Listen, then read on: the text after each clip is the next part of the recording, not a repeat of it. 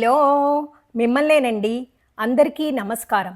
తామర పూలను అరచేతిలో పెట్టి శ్రద్ధగా సమర్పించిన చిటికెడు మనసు, తామరతో తాళం వేసిన తల్లి కరుణ, లక్ష్మీ అడుగుల సంగీతం తెలుసుకోవాలనుకుంటున్నారా? వీడియో స్కిప్ చేయకుండా చివరి వరకు చూడండి.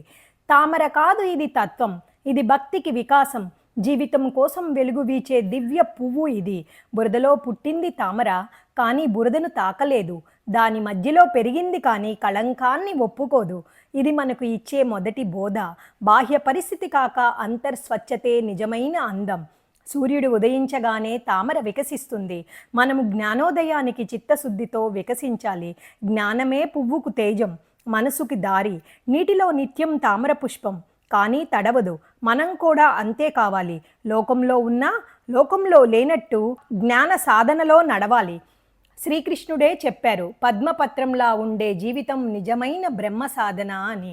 బ్రాహ్మణ్యాదాయ కర్మాణి సంగం త్వక్తా కరోతి యా లిప్యతేన స పాపేన పద్మపత్ర మివాంబస. కర్మఫలాన్ని త్యజించి భగవంతునికి అర్పించగలిగితే పాపాలు తాకవు.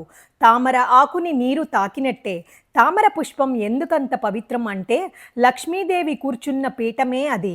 ఆమె చేతిలో పట్టుకున్న పువ్వే అది. శుద్ధత, సంపద, సౌందర్యానికి ప్రతీకే కాదు, ఆమెను ఆహ్వానించే పూలే తామర పూలు. శ్రావణమాసం వచ్చేసింది కదా, అమ్మను తామర పూలతో పూజించే శుభ సందర్భం. ప్రతి శుక్రవారం భక్తి రసమైన హృదయం, పసుపు, చందన తామర పూలతో లక్ష్మీదేవిని ఆహ్వానించే పవిత్ర సమయం.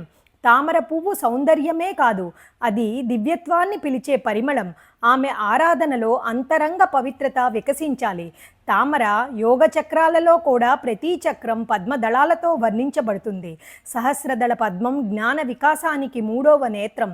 పద్మాసనంలో కూర్చునే ప్రతి యోగి తాను తామర అవుతాడు. లోకానికో వికాసం.